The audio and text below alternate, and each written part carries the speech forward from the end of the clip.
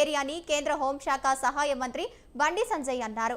రాజన్న సిరిసిల్ల జిల్లా మర్రిమాన్లలోని ఏకలవ్య రెసిడెన్షియల్ పాఠశాలలో 5.14 కోట్లతో చేపట్టనున్న మౌలిక వసతుల నిర్మాణానికి శంకుస్థాపన చేశారు.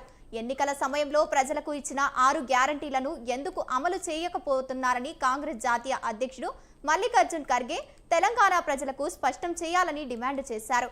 ప్రజల దృష్టి మళ్లించడానికి కాంగ్రెస్ పార్టీ సభ నిర్వహిస్తోందన్నారు. ప్రభుత్వం చేసిన సర్వేలో 42% బీసీలు ఉంటే రాష్ట్ర మంత్రివర్గంలో కేవలం 3కి మాత్రమే చోటు కల్పించామని విమర్శించారు. యూరియా విషయంలో రేవంత్ ప్రభుత్వం చేస్తుంది బద్నాం చేయాలని చూస్తోందన్నారు.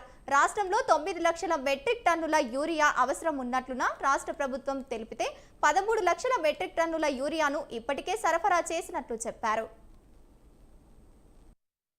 న్యాయ బేరీ పేరుతోని కాంగ్రెస్ పార్టీ సాయంత్రం సమావేశం ఏర్పడిస్తుంది హైదరాబాద్. దానికి కాంగ్రెస్ పార్టీ అఖిల భారత అధ్యక్షులు మల్లికార్జున ఖర్గే ఎదురొస్తున్నారు. నేను వాళ్ళకి ఒకటే అప్పీల్ చేస్తా ఉన్నాను, మీరు పేరు మార్చుకోండి. సామాజిక న్యాయ బేరీ వాళ్ళు సామాజిక అన్యాయ బేరీ పెట్టుకుంటే చాలా మంచి పేరు. అది సామాజిక న్యాయ బేరీ పేరుతోని మీరు సమావేశం పెట్టే అర్హత మీకు లేదు. దేనికి ఏం ఉద్ధరించని చెప్పి ఎక్కడ అన్యాయం జరిగిందని చెప్పి మీరు ఇవాళ సామాజిక న్యాయ బేరీ పేరుతోని తెలంగాణ ప్రజల దృష్టి మళ్లించడానికి, తెలంగాణ ప్రజలు మోసం చేయడానికి మీరు సమావేశం పెడుతున్నారు. స్పష్టం చేయాల్సిన బాధ్యత కాంగ్రెస్ పార్టీ నాయకుల మీద ఉంది. ఇవాళ ఈ దేశాన్ని 60, 70, 40, 50 సంవత్సరాలు మీ దేశాన్ని పాలించారు. కాంగ్రెస్ పార్టీ పాలించింది.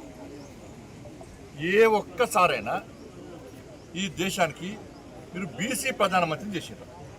ఇన్ని సంవత్సరాల మీ పాలనలో ఒక్కసారైనా మీరు బీసీ ప్రధానమంత్రిని చేసిండ్రా? వాళ్ళ భారతీయ జనతా పార్టీ బీసీ ప్రధానమంత్రిని చేసింది. ఎస్సీ సామాజిక వర్గానికి సంబంధించిన రామ్నాథ్ కోవింద్ గారిని రాష్ట్రపతి చేసినాం. ఎస్టీ సామాజిక వర్గానికి సంబంధించిన ద్రౌపది ముర్ము గారిని రాష్ట్రపతి చేసినాం. మైనార్టీ వర్గానికి సంబంధించినటువంటి అబ్దుల్ కలాం